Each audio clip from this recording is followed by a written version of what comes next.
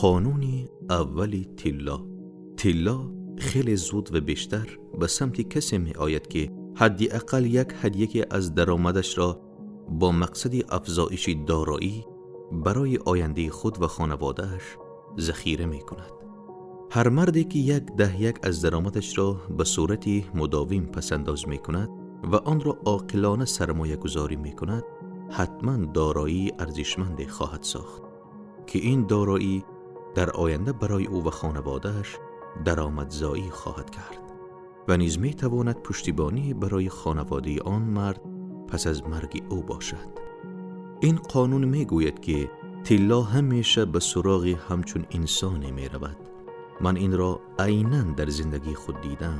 هرچی بیشتر تیلا جمع می کردم، تیلا هموارتر و افزاینده تر به سمت من می آمد. تیلایی که پسنداز می کردم بیشتر پول در می آورد. این در مورد پولی شما هم نیز صدق می کند.